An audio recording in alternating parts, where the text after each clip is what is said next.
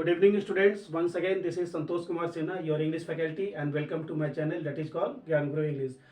आज आपको एकदम शुरू से हम मतलब कंपटीशन का जो क्वेश्चंस होता है एकदम बेसिक बताने वाले, एकदम नाउन से स्टार्टिंग पॉइंट एकदम जीरो टू हीरो, एकदम बेसिक चैप्टर जो नाउन है, नाउन का नंबर्स, नाउन का जेंडर्स, नाउन का केस। तो एकदम स्टार्टिंग से हम बहुतों को रिवीजन के लिए डिमांड था कि सर हम लोग को फिर से क्वेश्चंस को रिवाइंड करवा दीजिए और रिवीजन करवा दीजिए, नाउन का नंबर्स, नाउन का जेंडर्स और नाउन का केस। तो उसी को ध्यान में रखते हुए आज जो मेरा सेशन रहेगा नाउन का नंबर से रहेगा। एकदम बिगनिंग चैप्टर है, किसी भी कंपटीशन में किसी भी एकेडमिक एग्जाम में पूछता ही है। तो दोनों को ध्यान में रखते हुए आज हम लोग इसको प्रोसीड करेंगे और देखते हैं कि कॉम्पिटिटिव पॉइंट ऑफ व्यू से हमारा नाउन का नंबर से क्या क्या क्वेश्चन है और उसका सोल्यूशंस क्या होता है। So let's read the questions one by one.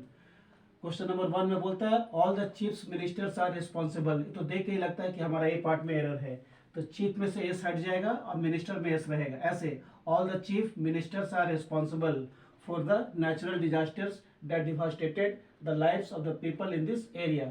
So there is an error at A. Chief में एस नहीं लगेगा लेकिन मिनिस्टर में एस ऑलरेडी लगा हुआ है। ऐसे all the chief ministers are responsible for the natural disasters that devastated the lives of the people in this area. So there is an error at A. There must not be S, there must be only all the chief ministers are responsible. तो हमारा 1 का A part में error है। Now let's see question number 2.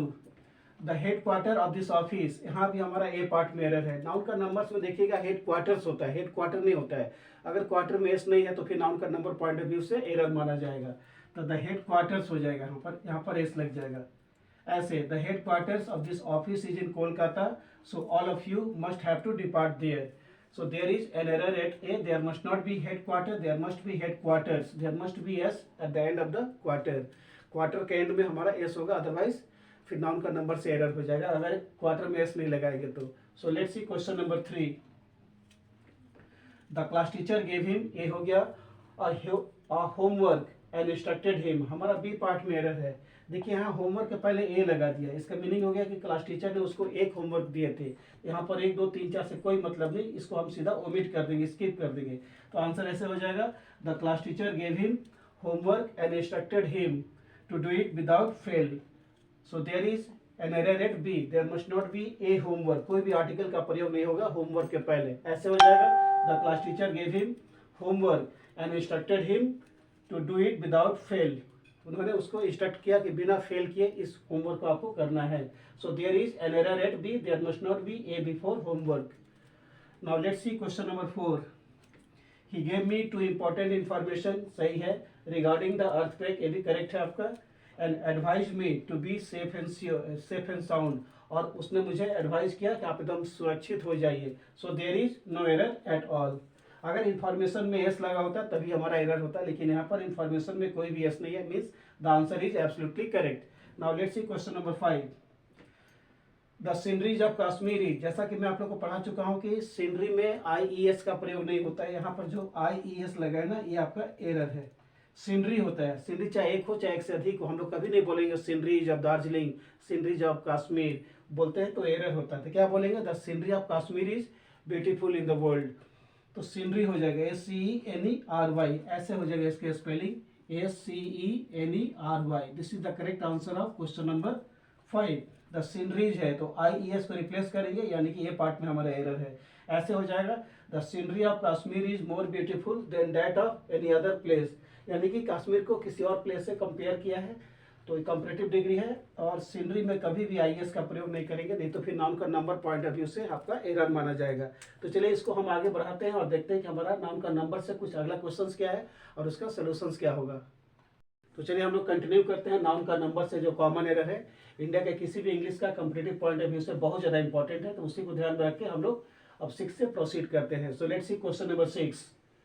When he returned from America, जब वो America से आया था, he informed me that, उसने मुझको सूचित किया था that he had to come here to do an urgent piece of work। यहाँ पर सी में एरर था, अर्जेंट वर्क लिखा हुआ था, तो क्या हो जाएगा urgent piece of work. Work के पहले आप क्या लगाएंगे, पीस ऑफ वर्क, ठीक है, तभी आपका आंसर राइट होगा। So there is an error at C, there must not be to do an urgent work, there must be to do an urgent piece of work. Work के पहले आपको piece of work लगाना ही पड़ेगा, अगर आप piece नहीं लगाते हैं तो फिर आपका नाउन का नंबर से एरर माना जाएगा।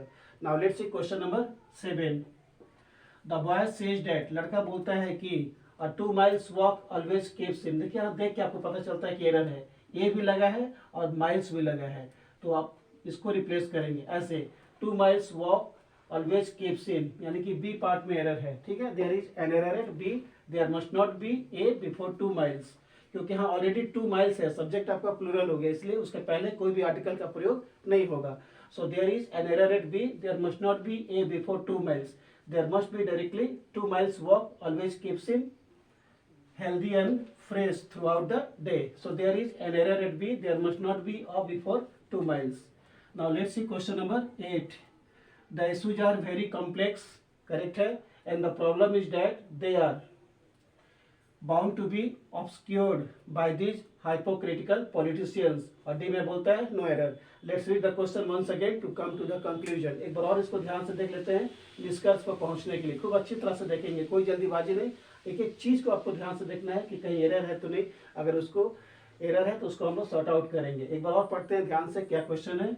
The issues are very complex, A हो गया, and the problem is that, B हो गया, they are bound to be obscured by these hypocritical politicians, and D means no error. So the answer is absolutely correct, there is no error at all. ये बिल्कुल correct है, इसमें कहीं भी noun का number point of view से कुछ भी आपका एरर नहीं है।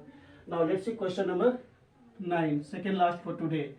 He will not be allowed, correct है, to go anywhere else, भी correct है, to play outdoor games, correct है, यानी कि there is no error. Once again the answer is absolutely correct. ये भी आपका आंसर बिल्कुल ही करेक्ट है। Now let's move to the last one for today. The wall of this magnificent building, correct है, the wall of this magnificent building, correct है, is 50 foot high and its B part में error है।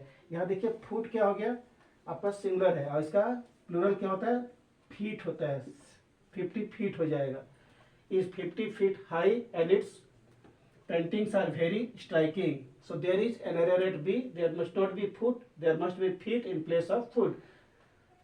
तो क्या हो जाएगा ऐसे, the wall of this magnificent building is 50 feet high and its paintings are very striking, मतलब देखने में बहुत ज्यादा आकर्षणीय, मतलब आकर्षित है एकदम।